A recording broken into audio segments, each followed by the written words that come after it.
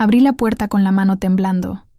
Del otro lado, mi hijo, 10 años más viejo, el cabello duro de tanto gel, el perfume demasiado caro para el aire sencillo de nuestra colonia en Iztapalapa, un ramo de rosas rojas que no combinaba con el mismo hombre que alguna vez tiró mis macetas al basurero, una sonrisa ensayada, los ojos calculando cada rincón como si la sala humilde fuera vitrina de centro comercial. Madrecita de mi corazón, ¿puedo pasar? El sonido del timbre rasgó la tranquilidad de la tarde en San Miguel de Allende. Era un sonido nuevo, melodioso, al que Guadalupe todavía no se acostumbraba en su nueva casa. Estaba en el patio, con las manos sucias de tierra, cuidando un brote de bugambilla que se empeñaba en no florecer. El sol de Guanajuato, cálido y generoso, calentaba su espalda encorvada por sus 72 años de vida. Un perro callejero de pelaje amarillento, al que había bautizado como Chispa, levantó las orejas y ladró una sola vez, más por curiosidad que por alarma. Guadalupe se limpió las manos en el delantal, sintiendo el familiar dolor en la zona lumbar. El camino de piedras que llevaba del jardín a la puerta principal parecía más largo de lo habitual. ¿Quién podría ser? Doña Imelda, su comadre, siempre entraba por la parte de atrás. El muchacho del reparto del gas había venido por la mañana. Tal vez un vendedor o alguien pidiendo una donación para la parroquia local. Abrió la pesada puerta de madera tallada, un lujo que se había permitido, y su corazón se detuvo, no por un segundo, sino por una eternidad contenida en un único latido suspendido. El aire pareció enrarecerse en sus pulmones. El sol, antes acogedor, ahora parecía ciego e implacable, realzando cada línea de un rostro que ella conocía mejor que el suyo, pero que no había visto en 10 largos años. Era él, Ernesto, su hijo. Estaba más viejo, claro. Había arrugas alrededor de los ojos que antes no existían, y algunas canas en sus sienes. Pero la sonrisa era la misma. Esa sonrisa ensayada, que se abría con facilidad, pero nunca alcanzaba los ojos. Llevaba una camisa de marca, impecablemente planchada, y unos vaqueros que parecían caros. En una mano sostenía un ramo de lirios y rosas tan grande y extravagante que parecía fuera de lugar en su tranquila calle. Al fondo, estacionada frente a su casita de colores, una camioneta negra, importada, brillaba bajo el sol, un monstruo de metal y arrogancia. ¿Mamá? Su voz era un poco más grave, pero el tono era el mismo, ese tono suave que usaba cuando quería algo. Guadalupe no pudo responder. Las palabras murieron en su garganta, un nudo de polvo y recuerdos. 10 años. 365 días, multiplicados por 10. 10 navidades sin una llamada. 10 cumpleaños sin una tarjeta. 10 años de silencio, de un vacío que había aprendido a sortear, a llenar con el olor del atole, el calor de la amistad de Imelda y el sonido de las misas del domingo. Y ahora, él estaba allí, con flores caras y un coche de lujo, no en su antigua y humilde casa en Dolores Hidalgo, de la que él la había expulsado, sino allí, en la puerta de la casa que ella había comprado con su propio dinero, con su propia suerte. Su sonrisa vaciló por un instante al ver su falta de reacción. «Mamá, soy yo, Ernesto. ¿No me vas a invitar a pasar? Te he echado tanto de menos». La frase, «te he echado tanto de menos», resonó en el silencio entre ellos. Para Guadalupe, sonó hueca, una falsedad tan clara como el cristal de la ventana. Sus ojos, acostumbrados a ver la verdad en las pequeñas cosas, no se fijaron en el ramo o en la camisa de marca, se fijaron en los ojos de él. Y mientras Ernesto la miraba, sus ojos, por una fracción de segundo, se desviaron hacia el interior de la casa, recorriendo la sala de estar visible desde la puerta, la pintura en la pared, los muebles nuevos. Eran ojos que no buscaban a una madre, sino que calculaban valores. En ese instante, Guadalupe lo supo. No había venido por la nostalgia, había venido por el dinero. El nudo en su garganta se deshizo, reemplazado por una frialdad que era, al mismo tiempo, dolor y fuerza. Se hizo a un lado, sosteniendo la puerta abierta. «Entra, Ernesto». La historia de Guadalupe no había comenzado con loterías ni reencuentros amargos. Había comenzado con el olor a tierra mojada y la fuerza de sus propios brazos. En el pequeño pueblo en las afueras de Dolores Hidalgo, donde el aire estaba impregnado del aroma dulzón del agave de los campos vecinos, construyó su vida. Viuda a los 30 años, cuando el camión de una destilería le quitó la vida a su esposo, Mateo, en una curva traicionera de la carretera a León, se encontró sola con un hijo de 5 años y un terreno vacío. Mateo había dejado el terreno a nombre del hijo, un gesto de amor paternal, pensando en el futuro. Para Guadalupe era el presente, era todo lo que tenían. Mientras otras mujeres habrían sucumbido al luto y la desesperación, Guadalupe tomó una pala. No tenía dinero para albañiles ni materiales nobles, pero tenía determinación. Con la ayuda de vecinos y compadres, aprendió a hacer adobes, a mezclar la tierra con paja y agua, a dejarlos secar bajo el mismo sol que ahora iluminaba el rostro oportunista de su hijo. Ladrillo por ladrillo, levantó las paredes. Sus manos, antes suaves, se volvieron ásperas y callosas. El polvo se infiltraba en cada poro de su piel, en cada fibra de su cabello. Por la noche, con Ernesto durmiendo en un colchón improvisado en el suelo de tierra, miraba las estrellas a través del techo aún inexistente y rezaba, no por riqueza, sino por fuerza, fuerza para mezclar más barro, para levantar otra pared, para darle a su hijo un techo seguro. Ernesto, en aquellos tiempos, era su pequeño compañero, un niño de ojos oscuros y curiosos, que la seguía a todas partes, trayéndole agua en una pequeña taza de metal. «Mamá, eres la mujer más fuerte del mundo», decía, con la sinceridad inocente de los niños, y ella lo creía. Por él, lo era. La casa creció con él. Primero, una habitación. Luego, 2. Una pequeña cocina con una estufa de leña, un baño improvisado al fondo. Las paredes estaban encaladas de blanco, y al frente plantó una bugambilla, cuyas flores moradas se convirtieron en el símbolo de su tenacidad. Mantenía a los dos lavando ropa para las familias más acomodadas de la ciudad. Pasaba el día inclinada sobre el lavadero de piedra en la parte trasera de la casa, las manos sumergidas en agua y jabón, frotando la suciedad ajena para asegurar que su hijo tuviera ropa limpia y comida en la mesa. Cada centavo era guardado, cada sacrificio era hecho en nombre de él, para que pudiera estudiar, para que tuviera un futuro diferente al de ella, un futuro sin callos en las manos y dolores de espalda. Ernesto creció como un muchacho inteligente y encantador. Guadalupe lo miraba con un orgullo que se desbordaba. Él era su obra maestra, mucho más importante que la casa de adobe. Consiguió una beca para estudiar contabilidad en León, y su corazón se dividió entre la alegría de su logro y la tristeza de verlo partir. «Es solo por un tiempo, mamá. Volveré para cuidarte», prometía en cada visita. Y ella, una vez más, le creía. La casa, que un día fue un refugio, comenzó a parecer vacía sin él. El sonido de sus pasos, su risa, todo le hacía falta. Guadalupe llenaba el silencio con más trabajo.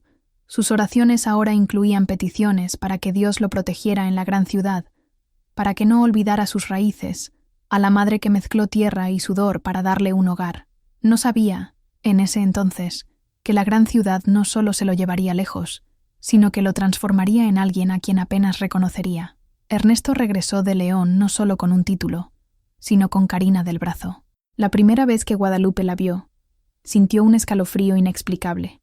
Karina era guapa, de una manera que parecía pertenecer a una revista, no a su humilde sala de estar. Llevaba ropa que costaba más de lo que Guadalupe ganaba en un mes, y su cabello perfectamente peinado no tenía ni un pelo fuera de lugar. Sonreía, pero la sonrisa, al igual que la de Ernesto años después, no transmitía calidez. «Mucho gusto, señora», dijo ella, extendiendo una mano con uñas largas y pintadas de rojo. La mano de Guadalupe, áspera por el trabajo, pareció tosca y sucia en comparación. Karina miró alrededor de la pequeña casa con una curiosidad que rozaba el desdén. Sus ojos pasaron rápidamente por las paredes encaladas, los muebles sencillos, el suelo de cemento pulido.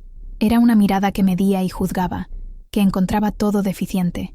«Es pintoresco», comentó, y la palabra sonó como un insulto velado. Guadalupe preparó lo mejor que tenía, un guiso de pollo con arroz y tortillas recién hechas. Karina apenas tocó la comida. «Estoy a dieta», dijo, con una sonrisa forzada. Pasó toda la cena hablando de sus planes, de la vida en León, de las marcas de ropa que le gustaban, del tipo de casa que soñaba tener. Una casa con espacio, con piso de madera, con un jardín diseñado por un paisajista. todo lo que la casa de Guadalupe no era. Ernesto parecía hipnotizado por ella. Se reía de todos sus chistes. Estaba de acuerdo con todas sus opiniones. Miraba a Karina con una adoración que Guadalupe nunca había recibido. Y, por primera vez, Guadalupe sintió que estaba perdiendo a su hijo no por la distancia o el tiempo, sino por un conjunto de valores que no comprendía y no compartía. La presencia de Karina en la casa era como una sombra fría. Se quejaba sutilmente del calor, del polvo que entraba de la calle, de la falta de una ducha con calentador de gas. «¿Cómo puedes vivir así, Ernesto?», preguntaba en susurros que Guadalupe podía oír desde la cocina. Eran susurros como gotas de veneno, corroyendo lentamente la gratitud y el amor que Ernesto un día había sentido por ese lugar. Guadalupe lo intentó. Invitó a Karina a ayudarla a hacer pan dulce, una tradición familiar. Karina se negó con la excusa de no querer estropearse las uñas. Guadalupe le mostró la bugambilla, contando con orgullo cómo la había plantado cuando la casa era solo un sueño. Karina miró las flores vibrantes y dijo: «Ah, sí, bonito». Su indiferencia era más cortante que cualquier crítica directa. En las semanas que siguieron, Guadalupe vio la transformación en su hijo. Él comenzó a ver la casa a través de los ojos de Karina. La gotera en la cocina, que antes era una pequeña molestia por arreglar, se convirtió en una vergüenza. El patio de tierra, donde había jugado toda su infancia, se volvió un atraso. Las paredes que ella había levantado con tanto esfuerzo eran ahora demasiado rústicas. Karina no necesitó gritar ni exigir. Su influencia era más sutil, más peligrosa. Plantó la semilla del descontento, y en el suelo fértil de la ambición de Ernesto, germinó y echó raíces profundas. El veneno de Karina se administraba en dosis diarias, pequeñas y constantes. Guadalupe oía los fragmentos de conversaciones que flotaban desde la sala a la cocina, desde el cuarto al patio. Eran palabras que, aisladas, podrían parecer inofensivas, pero juntas, tejían una red de manipulación alrededor de Ernesto. «Amor, mis padres quieren venir a visitarnos, pero ¿dónde se quedarían?», decía Karina, con una voz falsamente dulce. «No hay espacio aquí. Es apretado hasta para nosotros. Este lugar está tan lejos de todo, Ernesto. Si queremos progresar en la vida, necesitamos estar en un lugar con más oportunidades. En León, las cosas son diferentes. Tu madre es una buena persona, cariño, pero es de otro tiempo. No entiende nuestras ambiciones, nuestros sueños. Ella está acostumbrada a esta vida simple. Nosotros no. Nosotros queremos más». Ernesto, al principio, defendía a su madre. «Mamá construyó esta casa con sus propias manos», decía. «Es nuestro hogar». Pero su resistencia disminuía cada día. Karina era implacable. Lo elogiaba cuando él estaba de acuerdo con ella, llamándolo ambicioso y hombre de visión. Y lo criticaba sutilmente cuando defendía el pasado, acusándolo de ser conformista o de no pensar en el futuro de ambos. Una tarde, Guadalupe estaba en la parte de atrás, tendiendo sábanas en el tendedero. El sol fuerte secaba la tela rápidamente, dejando un olor a limpio en el aire. La ventana del cuarto de Ernesto estaba abierta, y oyó su voz, tensa. «Karina, ya hemos hablado de esto. Es la casa de mi madre. Técnicamente, la casa es tuya, Ernesto. Tu papá dejó el terreno a tu nombre. Ella solo vive aquí. Piensa en nosotros. Piensa en nuestro futuro. Podemos vender este lugar. Con el dinero, damos el enganche para un apartamento decente en León. Un lugar nuestro, sin nadie que nos diga qué hacer, sin tener que compartir un baño minúsculo». Hubo un silencio. Guadalupe contuvo la respiración, el corazón latiéndole con fuerza contra las costillas. Esperó que su hijo dijera que no, que defendiera su honor, su historia. «No sé». Su voz era débil, vacilante. «Piénsalo, amor». La voz de Karina se volvió seductora. «Una vida nueva. Solo nosotros dos. Te lo mereces. Has trabajado mucho. No mereces estar atrapado aquí, en este pueblo polvoriento, cuidando a tu madre por el resto de tu vida. Ella ya vivió su vida. Ahora es nuestro turno». El sonido de la pinza de la ropa cayendo de su mano temblorosa al suelo de tierra fue el único ruido que rompió el silencio que siguió. Guadalupe sintió un frío en la espalda, a pesar del calor del sol. Se dio cuenta de que ya no era una cuestión de sí, sino de cuándo.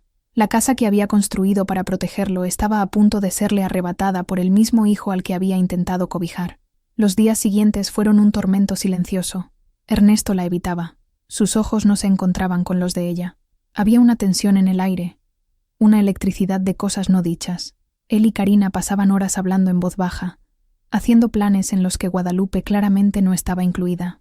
Ella continuaba con su rutina, cocinando, limpiando, lavando, pero todo parecía mecánico, desprovisto de alegría.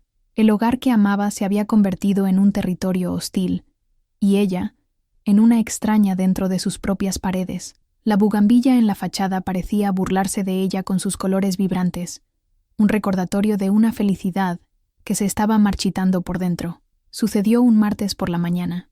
Una mañana gris, con nubes bajas que prometían una lluvia que nunca llegaba, dejando el aire pesado y bochornoso.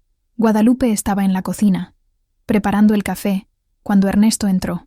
Estaba solo. Karina, convenientemente, había salido a resolver unas cosas en la ciudad. No se sentó a la mesa como de costumbre. Se quedó de pie, cerca de la puerta, con las manos en los bolsillos, la mirada fija en un punto cualquiera de la pared. Guadalupe puso la taza de café frente a su lugar vacío, el fuerte olor de la bebida llenando el silencio. «Siéntate, mijo. El café se va a enfriar». Ernesto negó con la cabeza. «No puedo tardar, mamá. Necesito hablar contigo». El corazón de Guadalupe se hundió. Sabía lo que venía. Se preparó para el dolor como un animal se prepara para el golpe. Se sentó, con las manos juntas sobre la mesa de madera, los nudillos blancos. «Habla». Entonces, respiró hondo, y las palabras salieron de golpe, atropelladas, como si quisiera deshacerse de ellas lo más rápido posible. «Mamá, Karina y yo nos vamos a mudar a León. Definitivamente. Conseguimos una oportunidad, un negocio. Necesitamos capital para empezar». Guadalupe solo lo observaba. Su rostro era una máscara de calma, escondiendo la tormenta que se formaba en su interior. «Y esta casa, bueno, está a mi nombre. Papá me la dejó a mí. Vamos a venderla». Ahí estaba, la frase final, la sentencia, dicha de forma cruda, sin rodeos, sin una pizca de la suavidad con la que solía hablarle. Tardó un momento en responder, la voz saliendo más firme de lo que se sentía. «¿Esta casa, Ernesto? La casa que levanté con mis propias manos mientras eras un niño. La casa donde lavé ropa hasta que mis dedos sangraron para que pudieras estudiar». Un destello de vergüenza pasó por sus ojos, pero fue rápidamente reemplazado por una irritación defensiva. «Mamá, no hagas las cosas más difíciles. Esto es sobre nuestro futuro. No puedo quedarme atrapado aquí para siempre. Karina tiene razón. Merecemos más». «¿Y yo?».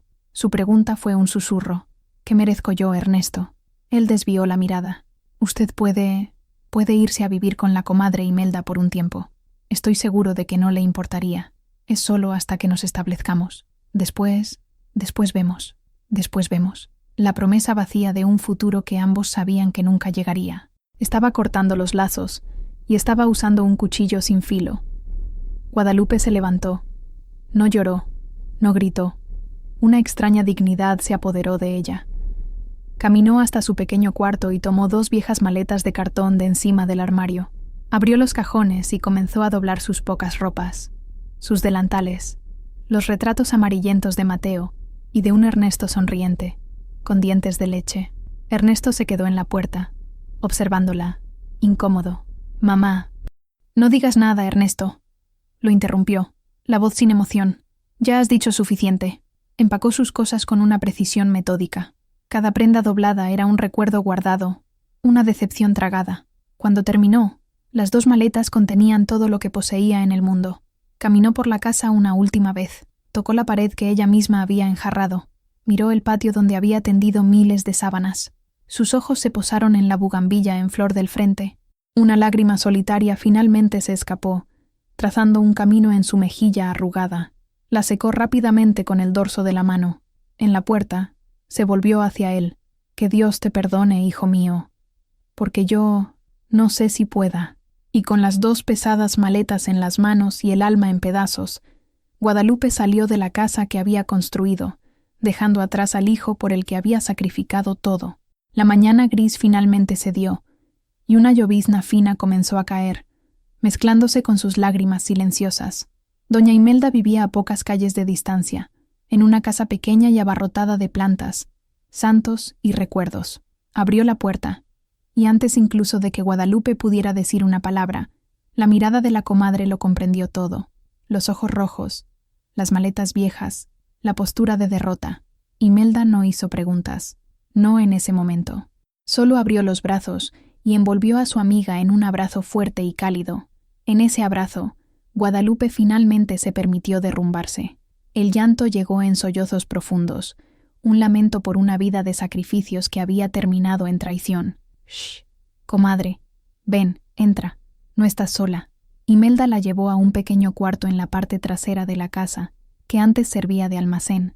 Era minúsculo, con una cama individual, una pequeña cómoda y una ventana que daba a un muro, pero estaba impecablemente limpio, y para Guadalupe pareció el puerto más seguro del mundo. «Quédate el tiempo que necesites», dijo Imelda, con una firmeza que no admitía réplica. «Esta casa es pequeña, pero el corazón es grande». Los primeros días, Guadalupe apenas salía del cuarto. El dolor era una presencia física, un peso en su pecho que le impedía respirar bien. Se sentía humillada, desechada. La imagen de Ernesto, de pie en la cocina mientras ella hacía las maletas, atormentaba sus pensamientos.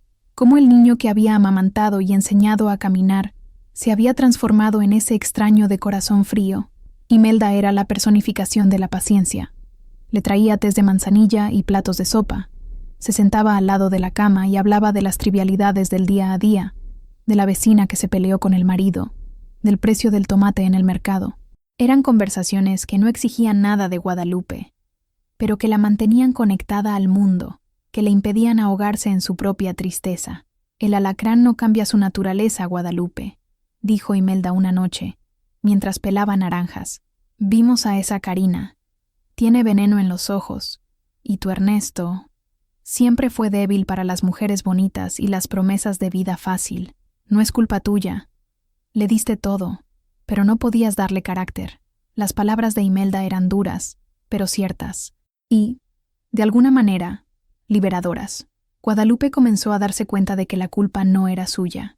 Había amado demasiado, quizás, confiado demasiado, pero no había fallado como madre. El fracaso era de Ernesto, como hijo. Lentamente, con el apoyo inquebrantable de su amiga, Guadalupe comenzó a emerger de su niebla de dolor. Empezó a ayudar a Imelda en las tareas domésticas, a cuidar las plantas, a sentir el sol en su rostro de nuevo. El pequeño cuarto del fondo dejó de ser un escondite y se convirtió en un nuevo comienzo. Para no ser una carga, decidió que necesitaba encontrar una forma de ganar su propio dinero. Sus manos, que construyeron una casa y lavaron montañas de ropa, todavía eran fuertes. Recordó la receta de pan dulce de su abuela y el atole de maíz que siempre hacía en días de fiesta. Con un pequeño préstamo de Imelda, compró los ingredientes. La cocina de la comadre se llenó con el olor reconfortante de canela, azúcar y maíz cocido. Amasar la masa, dar forma a los panes, remover el atole, el trabajo manual era una terapia. Cada movimiento era un acto de resistencia, una declaración de que no estaba acabada. Comenzó a vender sus delicias en la puerta de la iglesia después de la misa del domingo. Al principio la gente compraba por lástima, la pobre doña Guadalupe, a la que el hijo echó a la calle. Pero pronto empezaron a comprar por el sabor. El pan era suave, el atole, cremoso. Su pequeña clientela creció. Pasó a vender también durante la semana, montando un pequeño puesto en la plaza principal. Con el dinero que ganaba, contribuía a los gastos de la casa de Imelda y guardaba lo poco que sobraba en una lata de galletas. Era una vida humilde, más aún que antes, pero era suya, conquistada con su propia dignidad, sin depender de la caridad o la buena voluntad de un hijo ingrato. Pasaron 10 años, una década entera. Para el mundo puede parecer mucho tiempo. Para Guadalupe, los días se fusionaron en una rutina tranquila y predecible, marcada por el amanecer y el atardecer, por el olor del atole en las mañanas frías y el calor de la estufa por las tardes. El tiempo suavizó las aristas más afiladas del dolor, pero la cicatriz permaneció, un recuerdo constante de la traición. Nunca más tuvo noticias de Ernesto. En los primeros años, cada vez que un coche desconocido se detenía en la calle, su corazón daba un salto de esperanza y miedo, pero él nunca vino, nunca llamó. Su silencio era una respuesta más elocuente que cualquier carta. Con el tiempo, dejó de esperar. La esperanza fue reemplazada por una resignación pacífica. Aceptó que el hijo que había criado ya no existía. Su vida era simple, pero no vacía. Encontró alegría en las pequeñas cosas, en la amistad sólida de Imelda, con quien compartía risas y secretos, en las conversaciones con sus clientes en la plaza, que se convirtieron en sus amigos, en la satisfacción de tener su propio dinero, aunque fuera poco, ganado con el sudor de su trabajo. Aprendió a vivir para sí misma, a encontrar valor en su propia existencia, y no solo en el papel de madre. Todos los jueves, sin falta, practicaba un pequeño ritual. Después de vender sus panes y atoles, caminaba hasta la pequeña tienda de lotería cerca del mercado. Era una costumbre antigua, que había comenzado aún con Mateo. Solían soñar juntos sobre lo que harían con el premio. «Compraríamos una hacienda», decía él, «y ya no tendrías que lavar más ropa». Después de que él murió, ella siguió jugando, más por costumbre que por esperanza. Y después de que Ernesto la expulsó, el ritual adquirió un nuevo significado. Era un acto de terquedad, un pequeño desafío lanzado al destino. Siempre jugaba los mismos números, las fechas de nacimiento de Mateo, de Ernesto, la suya propia, el día en que se casaron y el día en que la casa quedó terminada. Eran los números de su vida, de sus alegrías y de sus dolores.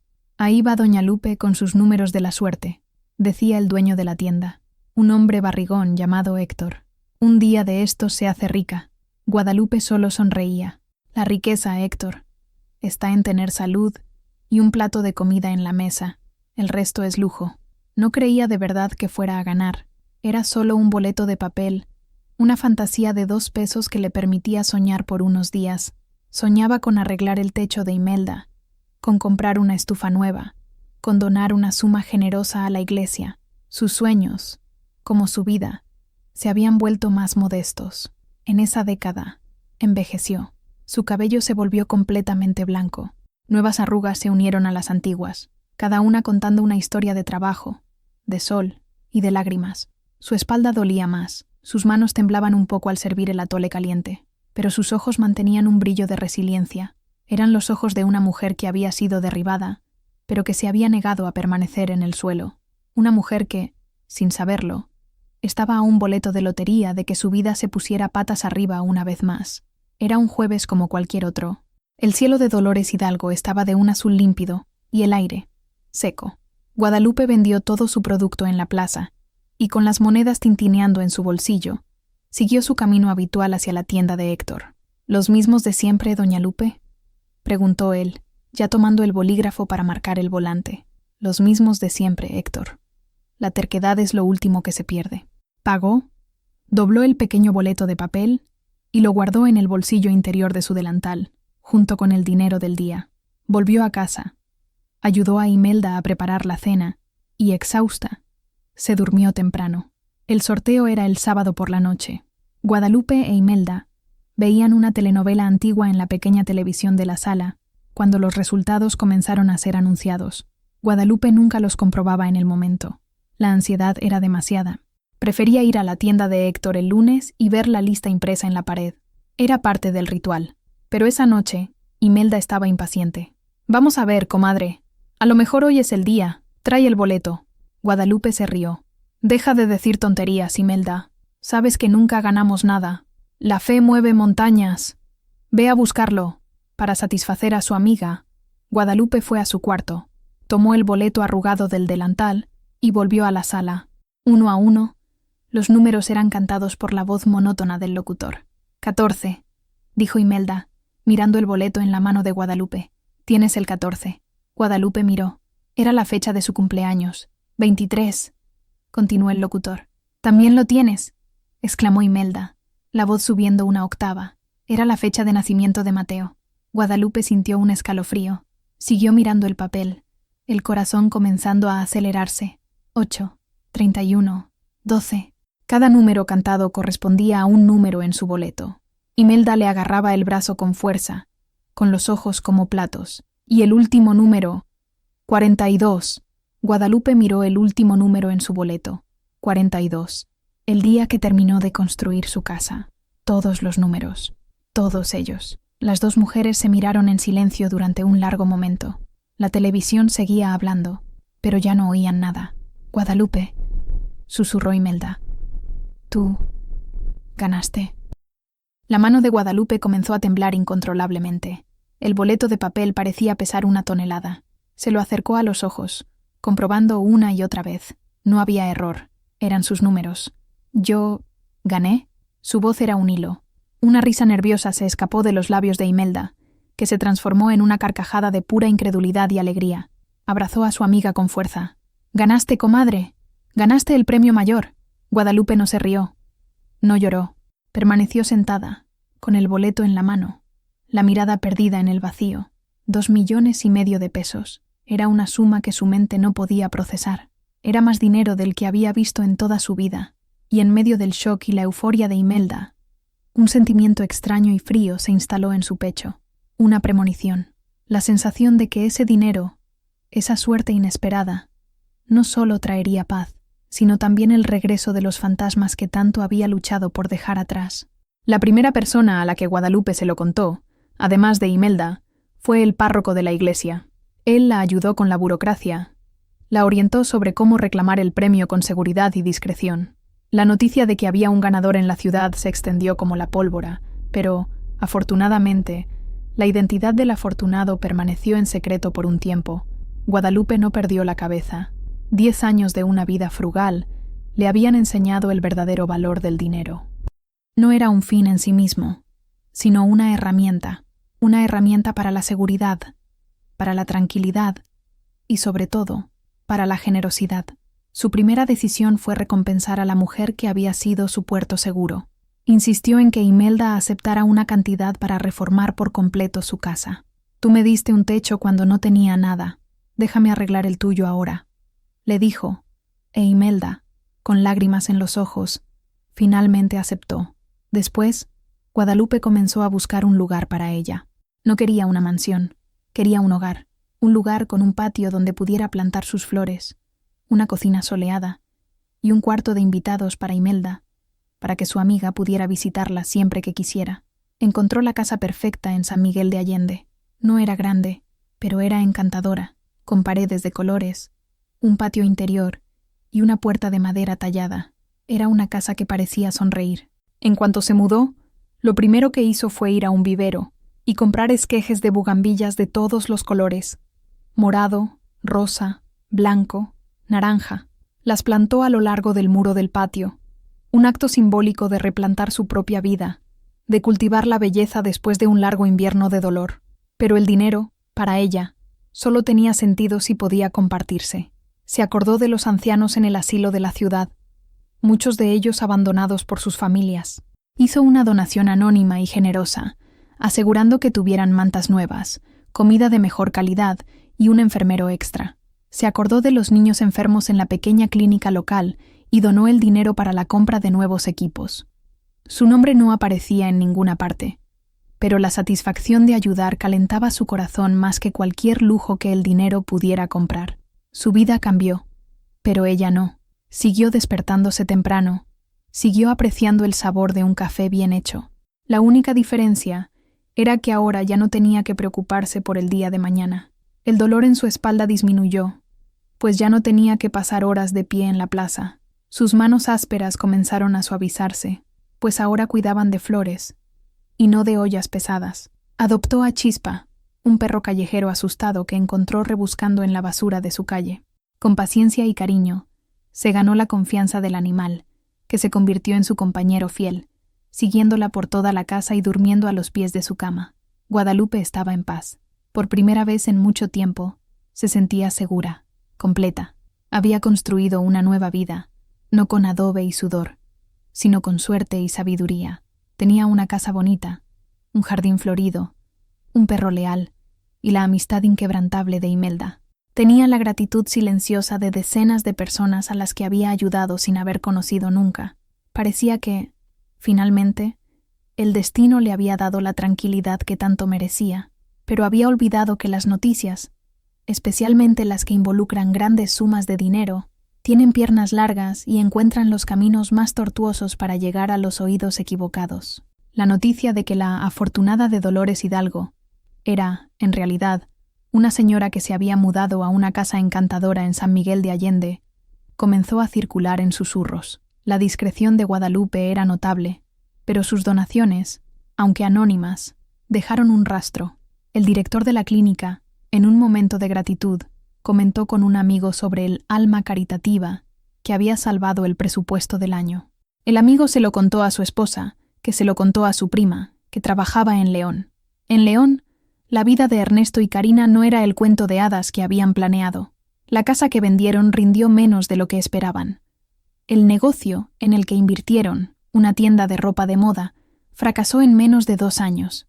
Vivían de apariencias, ahogados en deudas. La camioneta importada estaba financiada, el apartamento era alquilado, y la ropa de marca se compraba a plazos que apenas podían pagar. Karina se había convertido en una mujer amargada y resentida, culpando a Ernesto por el fracaso. Ernesto, por su parte, se sentía emasculado y frustrado, atrapado en un ciclo de intentar impresionar a una mujer que nunca estaba satisfecha. El amor, si es que alguna vez existió, se había corroído por la presión financiera y las decepciones mutuas. Fue la prima de la esposa del amigo del director de la clínica quien, en una conversación casual en un salón de belleza, mencionó la historia de la señora misteriosa de San Miguel. Dicen que era muy pobre, vendía comida en la calle, y de repente, millonaria, y lo más extraño, su nombre es Guadalupe, igual que la madre del esposo de mi amiga, chismorreaba la mujer mientras le hacían las uñas. El nombre Guadalupe y la historia de vender comida en la calle llegaron a oídos de una conocida de Karina. La información se pasó, como en un juego de teléfono descompuesto, hasta que una noche, durante una cena tensa y silenciosa, Karina soltó la bomba sobre la mesa. Me enteré de algo hoy. Algo interesante. Ernesto apenas levantó la vista del plato. Estaba cansado de sus indirectas y críticas. ¿Te acuerdas de tu madre?, continuó ella, saboreando cada palabra. Él suspiró. ¿Qué pasa con ella? Parece que la viejita se ganó la lotería. Y no fue poco. Dicen que fueron millones. Ernesto soltó el tenedor. El cubierto golpeó el plato con un ruido estridente. Miró a Karina, el rostro una mezcla de shock e incredulidad. ¿Qué?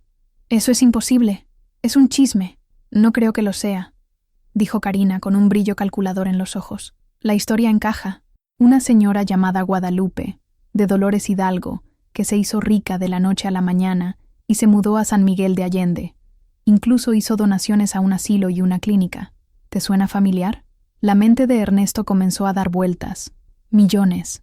Su madre, la mujer que había descartado como una carga, ahora era millonaria. Un torbellino de emociones lo golpeó. Rabia, por nunca haberle contado. Envidia, por su suerte. Y sobre todo, una avaricia abrumadora. Imágenes de su vida de deudas y fracasos pasaron por su mente, contrastando con la imagen de su madre en una casa nueva, con dinero para derrochar. La injusticia de la situación lo consumió. Ese dinero, de alguna manera, debería ser suyo. Él era el hijo, el heredero. Tenemos que ir allá, dijo él, la voz firme. Karina sonrió. Era exactamente lo que quería oír. ¿Y qué vamos a decir? Hola, mamita. ¿Nos enteramos de que eres rica y vinimos a por nuestra parte? No, respondió Ernesto, la mente ya trabajando, formulando un plan. Vamos a decir que la echamos de menos, que nos arrepentimos, que queremos reconstruir nuestra familia. Karina levantó una ceja, impresionada. Puedes ser muy convincente cuando quieres, querido. En ese momento, la premisa de la historia se solidificó. Ya no se trataba solo de una madre abandonada y un hijo ingrato. Se trataba de un reencuentro premeditado, una casa calculada de una fortuna, disfrazada bajo la máscara del amor filial. El pasado no solo estaba llamando a la puerta de Guadalupe, venía a cobrar una herencia que no le pertenecía. La decisión de buscar a Guadalupe fue el primer momento de verdadera complicidad entre Ernesto y Karina en años. La perspectiva del dinero reavivó una llama en su relación, no de amor, sino de colaboración en una empresa ambiciosa. Pasaron los días siguientes planeando cada detalle del acercamiento, como dos actores ensayando para el papel de sus vidas. Tienes que parecer arrepentido, Ernesto, genuinamente arrepentido, le instruía Karina, caminando de un lado a otro en la sala del apartamento. Llora, si es necesario. Recuerda lo blanda que siempre fue contigo. No sé si puedo llorar, refunfuñó él, sintiendo una genuina incomodidad con la idea. Entonces, al menos, parece culpable. Habla bajo, Mira al suelo de vez en cuando. Di que no has podido dormir bien en 10 años pensando en ella. Di que yo fui la culpable, que te envenené en su contra. A las madres les encanta culpar a la nuera. La facilidad con la que Karina se ofreció como chivo expiatorio era aterradora. Para ella, era solo parte de la estrategia. El fin justificaba los medios. Y las flores son esenciales, continuó ella, la mente funcionando a toda máquina. Un ramo enorme, caro, muestra que te va bien en la vida, pero que aún piensas en ella. Ropa nueva también. No puedes llegar pareciendo un fracasado. Tiene que creer que no vas detrás de su dinero, que tu visita es puramente por amor. Usaron el límite de la tarjeta de crédito para comprar ropa nueva para Ernesto y el ramo más extravagante que encontraron. Limpiaron y pulieron la camioneta hasta que brilló, un símbolo de un éxito que no poseían. Durante el viaje de León a San Miguel de Allende, el silencio en el coche era tenso. Ernesto conducía con las manos apretando el volante. Un resquicio de conciencia lo molestaba. Recordaba el rostro de su madre el día que la expulsó, la dignidad silenciosa con la que ella empacó sus maletas. Por un momento, sintió una punzada de vergüenza. ¿Estás pensando en acobardarte?, preguntó Karina, notando su vacilación. No es eso. Es que ha pasado mucho tiempo. Puede que no quiera verme. Ah, querrá, dijo Karina, con una confianza irritante. Es tu madre. Las madres siempre perdonan. Es lo que hacen. E incluso si no perdona de inmediato, la culpa la consumirá. Es de ese tipo antiguo, que cree en la familia por encima de todo. Solo necesitamos ser pacientes. Sus palabras, aunque cínicas, calmaron la incertidumbre de Ernesto. Se aferró a la idea de que, en cierto modo, estaba en su derecho. Él era el único hijo. La fortuna de ella, por extensión, era suya. Solo estaba adelantando la herencia. Con ese pensamiento, racionalizó sus acciones, empujando la culpa al fondo de su mente. Cuando llegaron a las afueras de San Miguel, pararon en una gasolinera. Ernesto se miró en el espejo del baño. Ensayó la sonrisa, una sonrisa que debía transmitir añoranza, arrepentimiento y amor, pero en sus propios ojos solo veía el reflejo de un hombre desesperado. Se mojó la cara, respiró hondo y volvió al coche. Era la hora del espectáculo, y ahora, el espectáculo había comenzado. Ernesto estaba dentro de la casa que olía a lavanda y cera de abeja, no a polvo y leña como la antigua. Se sentó en el sofá mullido que su madre le indicó, colocando el ramo de flores torpemente sobre la mesita de centro. El gesto pareció actuado, incluso para él. Guadalupe no se sentó, permaneció de pie, a una distancia segura, con los brazos cruzados sobre el pecho. Era una postura defensiva, una barrera invisible entre ellos.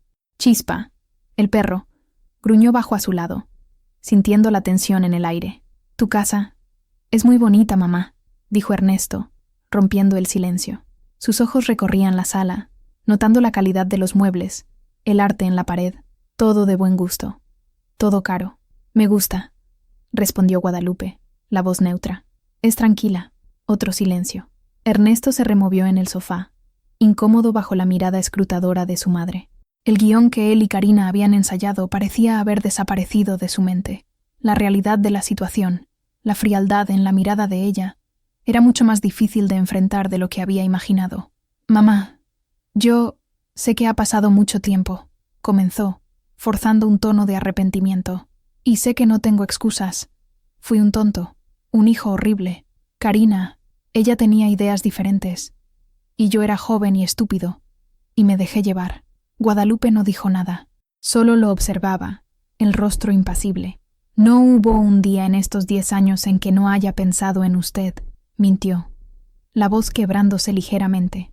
La actuación estaba volviendo. La culpa me ha consumido. Quise venir antes, muchas veces, pero la vergüenza era demasiado grande. Esperaba lágrimas, una palabra de consuelo, una señal de que la armadura de ella se estaba resquebrajando, pero ella permaneció como una estatua. ¿Y por qué ahora, Ernesto?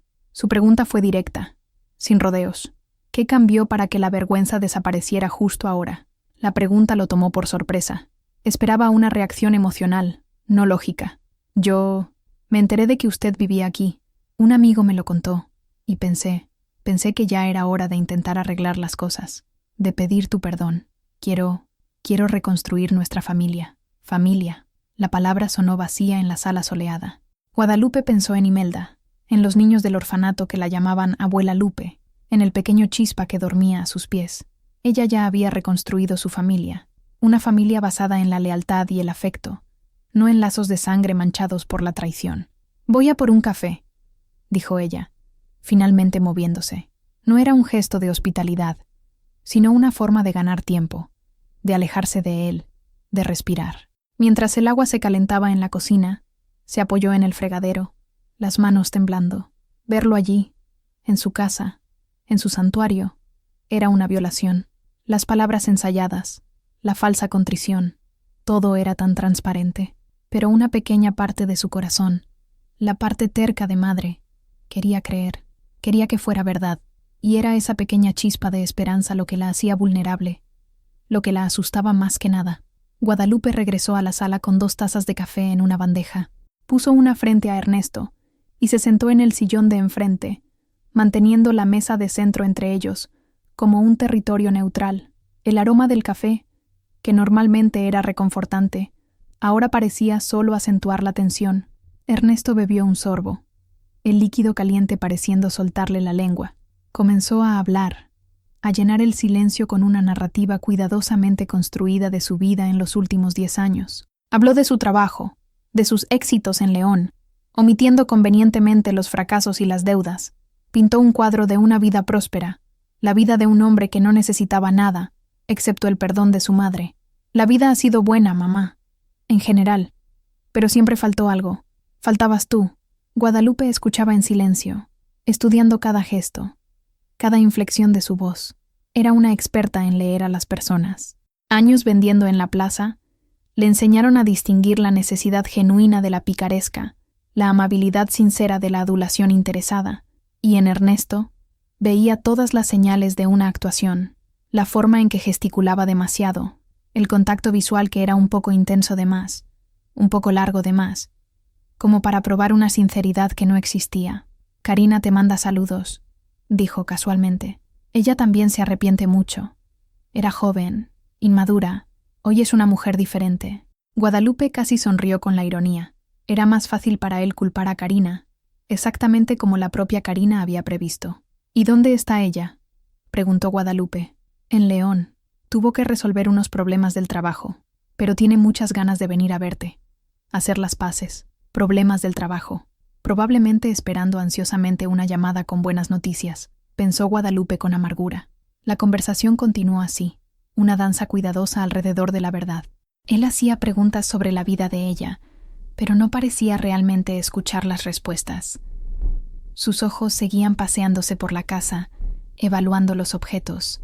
Cuando ella mencionó sus donaciones al asilo, él la elogió. «Qué buen corazón ha tenido siempre, mamá. Siempre pensando en los demás. Por eso Dios la ha bendecido». La mención de Dios y bendiciones viniendo de él sonó blasfema. El Dios de Guadalupe era un Dios de justicia y dignidad, no uno que recompensaba la codicia. Las horas se arrastraron. El sol comenzó a bajar, pintando la sala con tonos de naranja y dorado. Ernesto no daba señales de irse.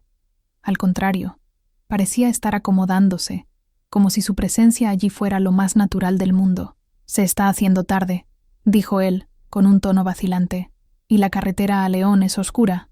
Guadalupe entendió la indirecta. La prueba final. No solo estaba pidiendo perdón, estaba pidiendo refugio. Una parte de ella quería decir que no.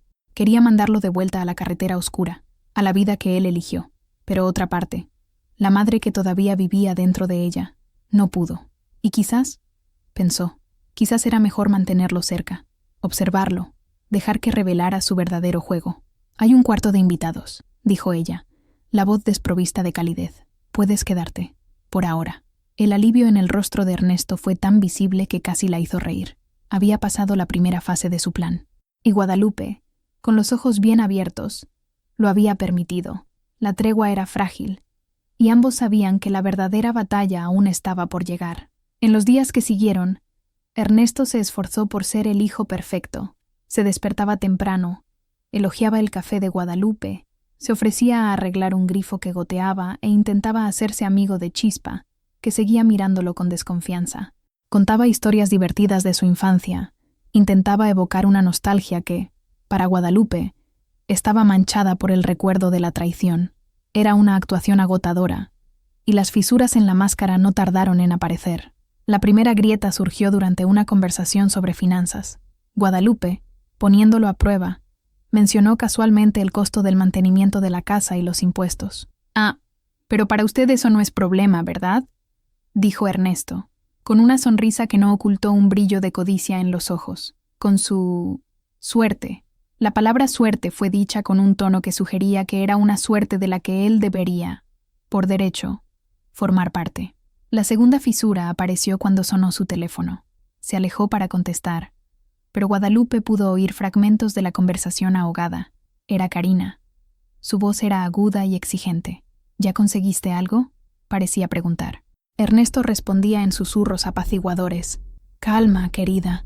Las cosas llevan tiempo. Ten paciencia».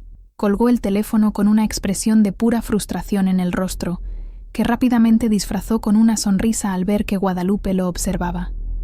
Pero la mayor revelación llegó de forma sutil. Ernesto comenzó a hablar de sus planes para el futuro.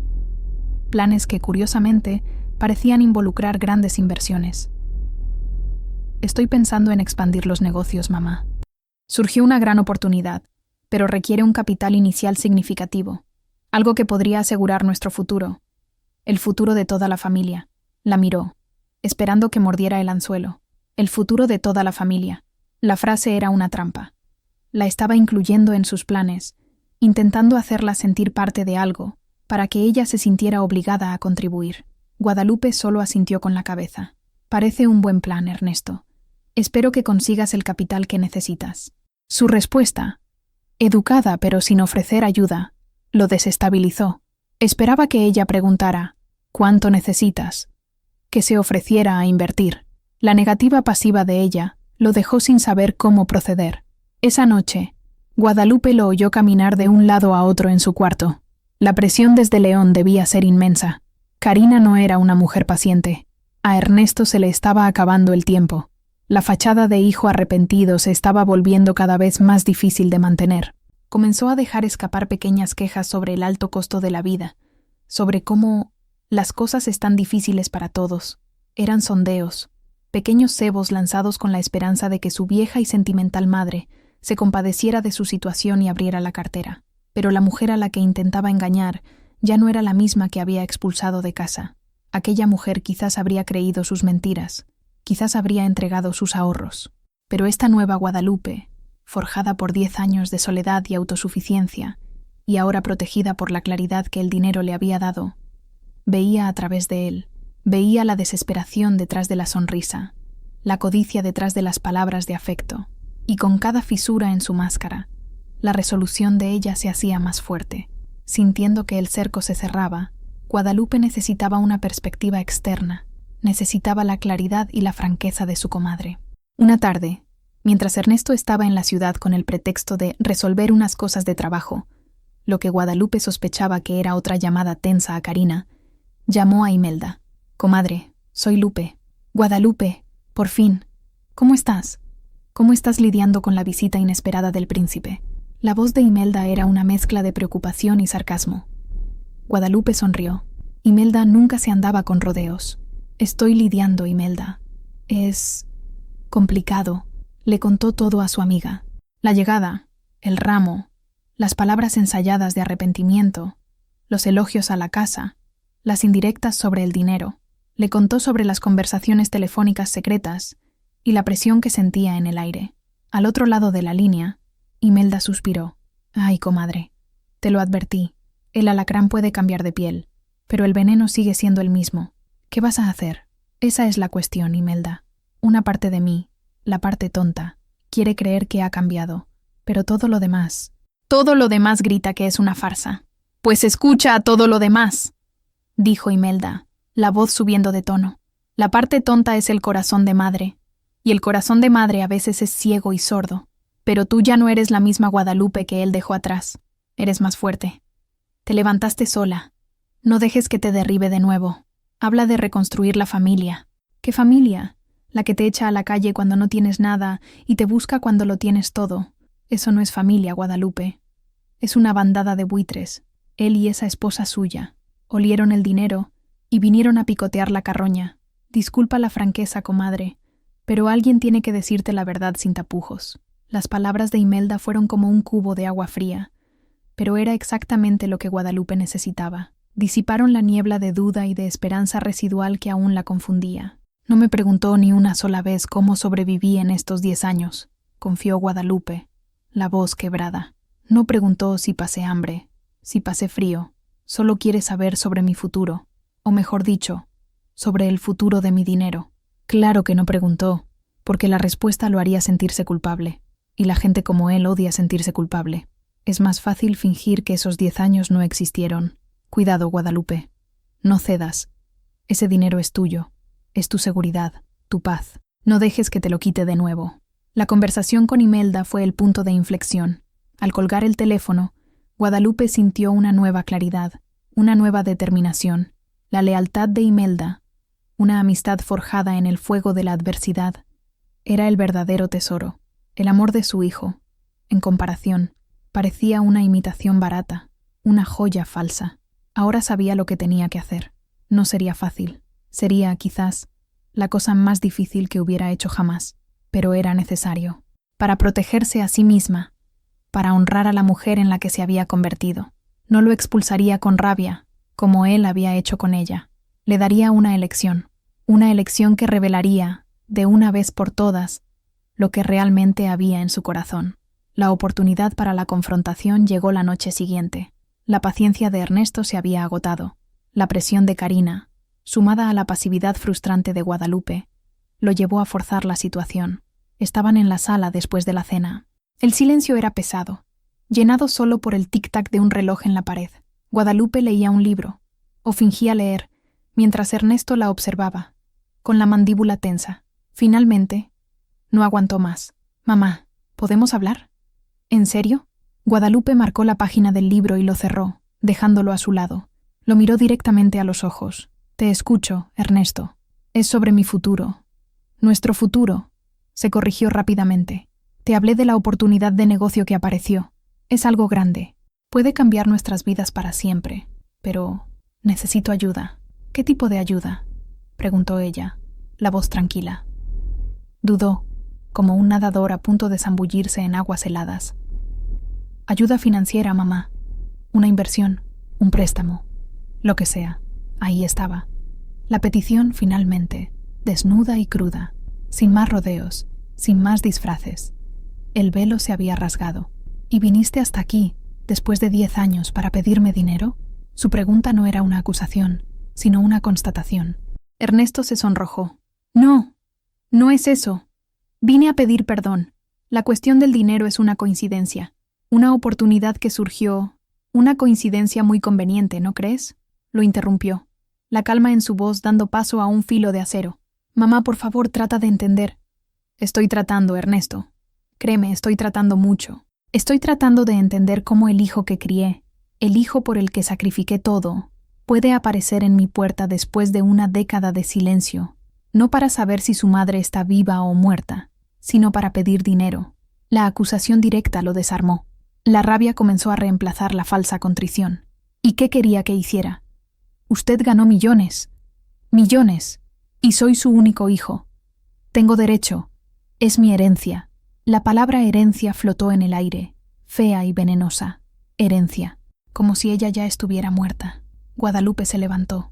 El dolor en su rostro era visible, pero su voz era firme. «¿Herencia, Ernesto? ¿Hablas de herencia a una madre a la que trataste como si ya estuviera muerta por 10 años?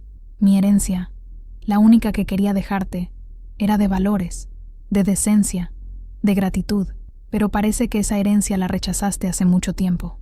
Él también se levantó, el rostro contorsionado por la frustración y la codicia expuesta. «Esto no es justo. Usted tiene todo ese dinero y yo estoy aquí, luchando». «¿Tú estás luchando?», lo cortó, la voz subiendo por primera vez. «¿Tú sabes lo que es luchar? Luchar es construir una casa con tus propias manos.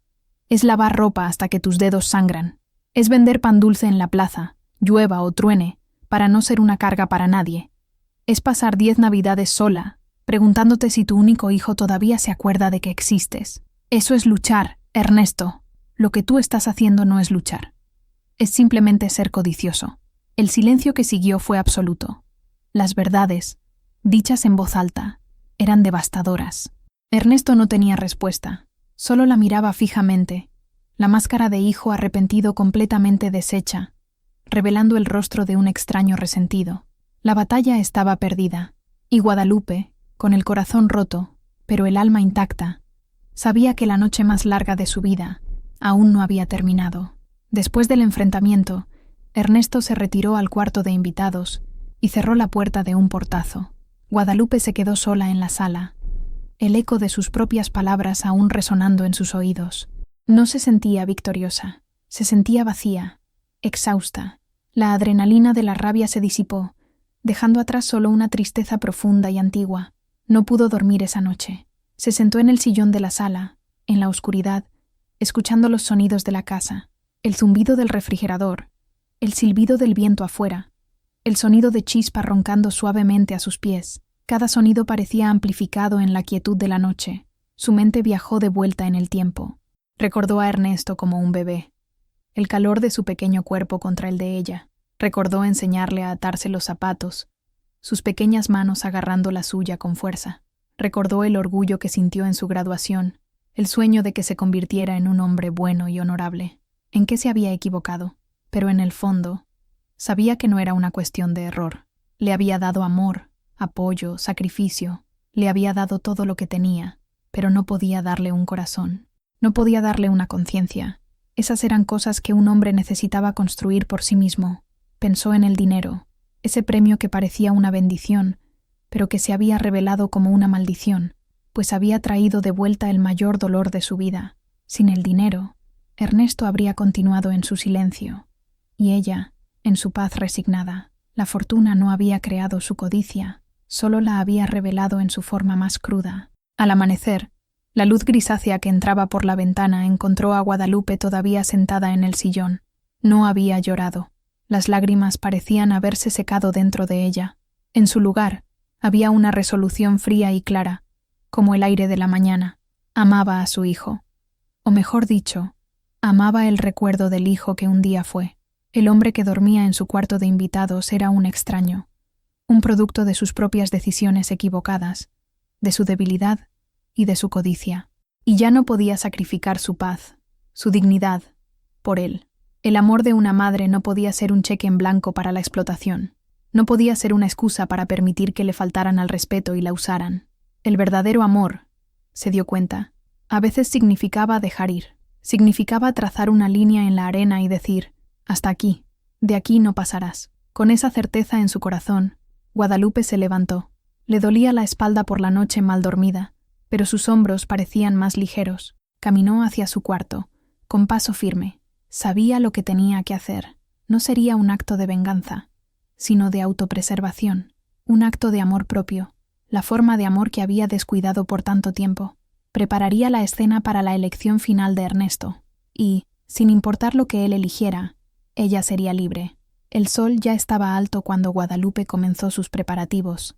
Se movía por la casa con una calma deliberada, cada acción imbuida de un propósito final. Primero, fue al cuarto de invitados. Ernesto todavía dormía, un sueño pesado de agotamiento emocional, o quizás de pura indiferencia. Silenciosamente, juntó su ropa, las pocas prendas que había traído, y las dobló con el mismo cuidado metódico con que había empacado sus propias maletas 10 años antes. Lo puso todo en una pequeña maleta de viaje que guardaba en el armario. Después, se sentó en el escritorio de su cuarto, tomó la chequera, un objeto que rara vez usaba. La pluma tembló un poco en su mano, no por indecisión, sino por el peso de lo que el gesto significaba.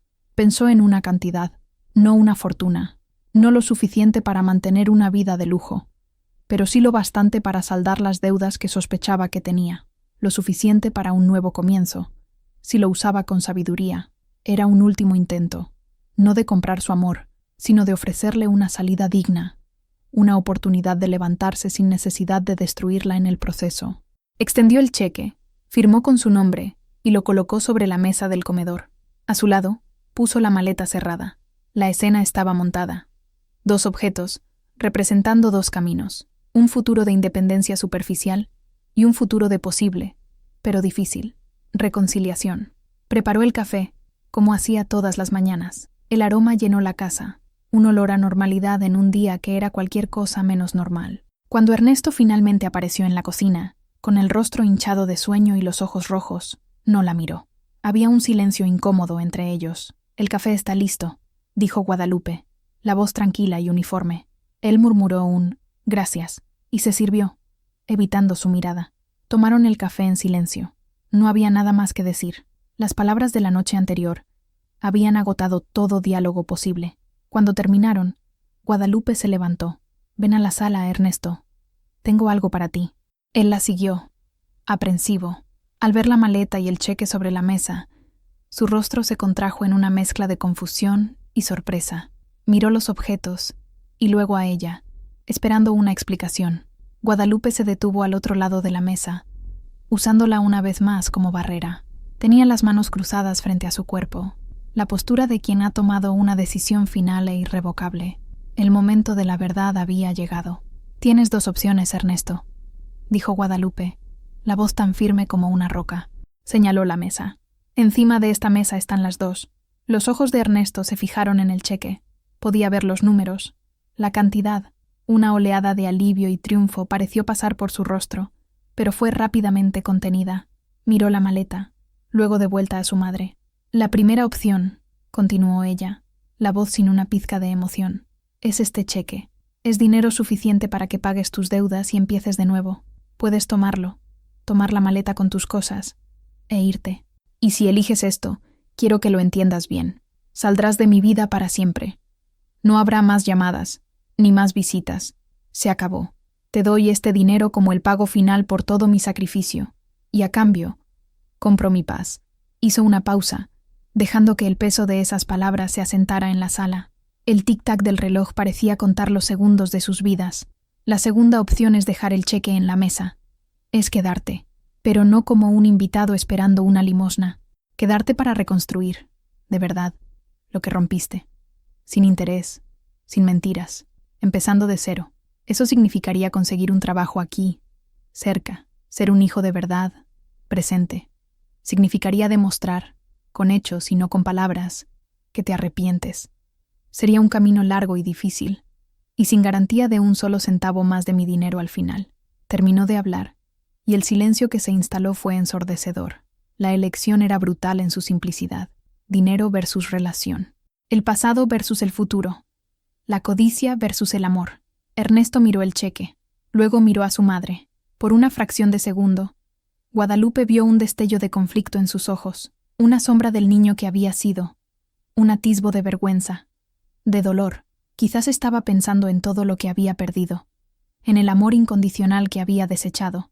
Quizás, por un instante, consideró la segunda opción, pero fue solo un instante. El cálculo rápidamente se apoderó de su rostro. La segunda opción era difícil. Exigía esfuerzo, humildad, tiempo. La primera era fácil. Era inmediata. Era dinero en mano. Era la solución a los problemas con Karina, a las deudas, a la vida de apariencias que tanto se esforzaba por mantener. Lentamente, extendió la mano.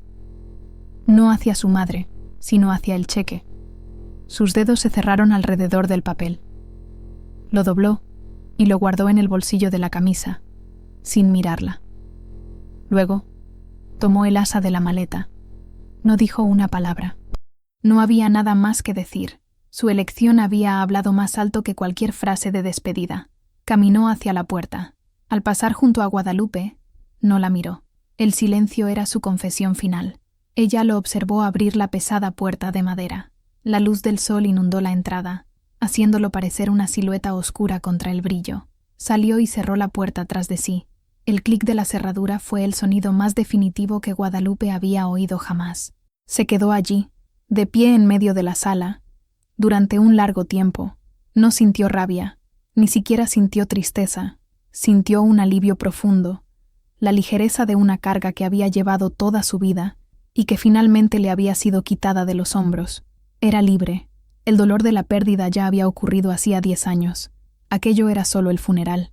La camioneta negra de Ernesto partió, el sonido del motor desapareciendo a lo lejos, dejando atrás solo el polvo de la calle y el silencio. Guadalupe caminó hasta la ventana y observó el lugar vacío donde el vehículo había estado estacionado. Una era de su vida había terminado. Se dio la vuelta y miró su casa. La luz del sol entraba por las ventanas, iluminando los colores vibrantes de las paredes. El olor a café todavía flotaba en el aire. Chispa se acercó y apoyó la cabeza en su pierna, como si sintiera que necesitaba consuelo. Guadalupe se agachó y acarició las orejas del perro, una sonrisa genuina, la primera en días, dibujándose en sus labios. Ya no se sentía más pobre por haber dado ese dinero. Al contrario, se sentía inmensamente rica. Su riqueza no estaba en el banco. Estaba allí, en ese momento de paz. Estaba en el patio, donde las bugambillas que había plantado finalmente comenzaban a florecer en una explosión de colores, cada flor un testimonio de su capacidad de florecer de nuevo. Estaba en la lealtad de Chispa, un amor simple y sin condiciones. Estaba en la llamada que haría más tarde a Imelda, para compartir no el dolor de la partida, sino la liberación que ésta había traído. Su riqueza estaba en las visitas que haría al orfanato de la ciudad, donde los niños corrían a abrazarla, llamándola Abuela Lupe, un título que se había ganado no por la sangre, sino por el afecto. Estaba en la gratitud de los ancianos del asilo, que ahora dormían más abrigados gracias a ella.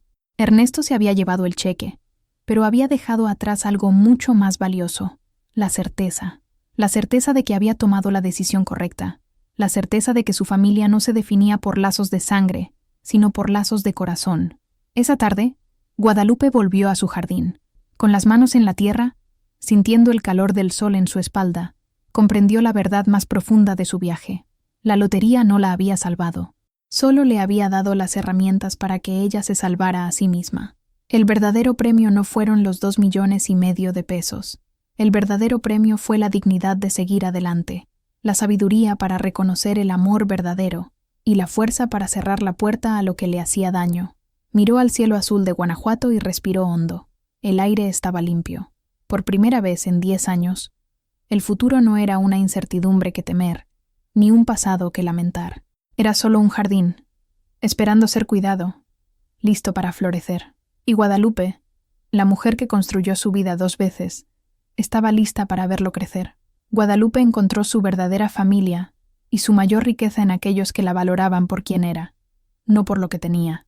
Y aquí, en nuestro espacio, también buscamos construir una comunidad, un lugar donde historias de fuerza y resiliencia son compartidas y valoradas. Si el viaje de Guadalupe tocó tu corazón y te enseñó algo sobre el verdadero valor de las cosas, únete a nuestra familia, suscríbete al canal, deja tu me gusta para que más personas puedan encontrar esta narrativa y comparte en los comentarios qué tipo de riqueza valoras más en tu vida. Tu historia también importa.